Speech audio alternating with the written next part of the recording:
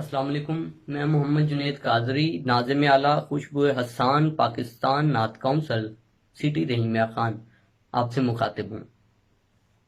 ایک کلپ میری نظر سے گزرا جس میں انجینئر علی مرزا صاحب کہتے ہیں کہ پیروں کو تو تجدید کے ساتھ نماز بھی نہیں پڑھنی آتی ہوگی، اور پھر کہتے ہیں کہ صبح شام کی مسنون دعائیں جو کتب احادیث میں موجود ہیں وہ بھی بنا اٹکے یہ پیر نہیں پڑھ سکتے، اور نہایت ہی تکبرانہ انداز میں کہتا ہے کہ عربی کا تلفظ تو پیروں کو اور ان کے مریدوں کو آتا ہی نہیں ہے۔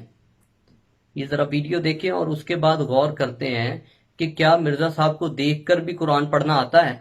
ابھی تو میں وہ عین ذال ضاد حا خا وہ اس کے فرق کی تو بات ہی نہیں کر رہا، وہ تو کسی پیر نو آندہ ہی نہیں، نہ وہ کسی مرید نو آندہ ہے۔ میرے پاس کئی لوگ ہیں ہمارے حضرت صاحب کے بیعت، میں نے کہا آپ کے حضرت صاحب مجھے نماز تجویز سے سکھا دینا، نماز تجویز سے سنا دیں جو خود پڑھتے ہیں، اور صبح شام کے نبی الاسلام کے اذکار اور فرض نماز کے بعد کے اذکار زبانی نہیں دیکھ کے پڑھ کے بتا دیں، اٹکنا نہیں ہے۔ ترجمہ تو میں نے نہیں سننا، ترجمہ تو بالکل ہی نہیں آتا ہوگا، ویسے تو ترجمہ بھی سننا چاہیے کیونکہ ان کا تو دعویٰ ہے کہ ہم رسول اللہ تک پہنچے ہوئے ہیں، تو ان کو پتا ہوگا یہ کیا دعائیں مانگ رہے ہیں۔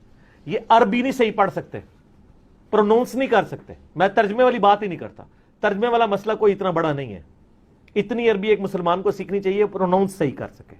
یہ کلپ آپ نے دیکھا، اب اسی ویڈیو کو ذرا تھوڑا پیچھے کر کے دیکھتے ہیں جس میں وہ قرآن پاک کی ایک آیت مبارکہ کی تلاوت کر رہا ہے، وَقَتَلَ دَاوُودَ جَالُوتَ۔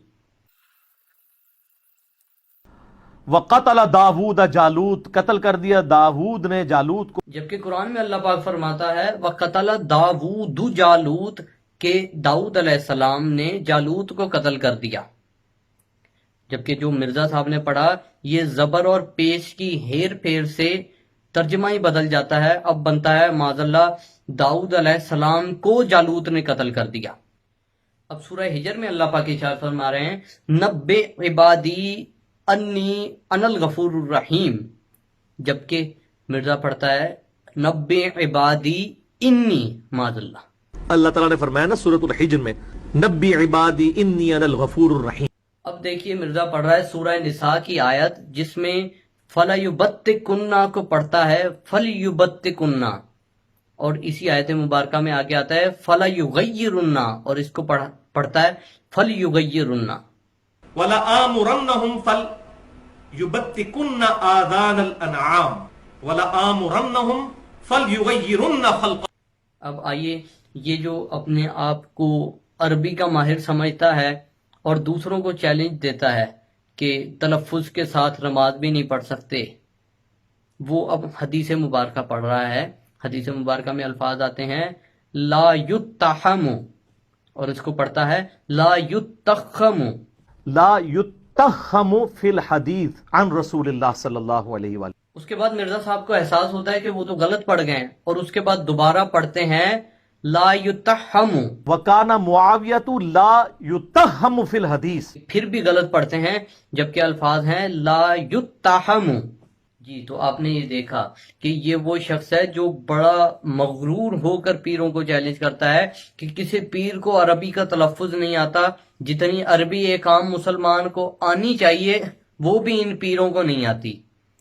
اور یہ وہ شخص ہے کہ اپنی عربی پہ جو فخر کرتا ہے اور احوت کو یہ احوت پڑھتا ہے، اور بوسہ قبر میں علماء کو اختلاف ہے اور احوت منع ہے۔ احوت ایک ایسا لفظ ہے جو بار بار فقہا نے اپنی کتابوں میں لکھا، یہ ہے اس کی عربی، اور آپ خود سوچئے کہ یہ وہ شخص ہے جس کو دیکھ کر قرآن تک تو پڑھنا نہیں آتا، اور طعن کرتا ہے یہ صحابہ پر، ائمہ پر اور محدثین پر۔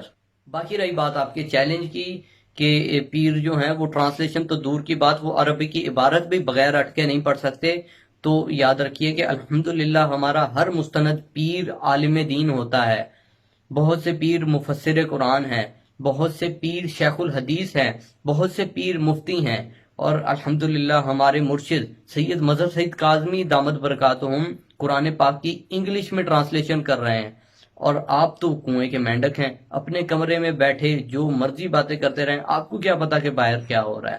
ویڈیو دیکھنے والوں کا شکریہ۔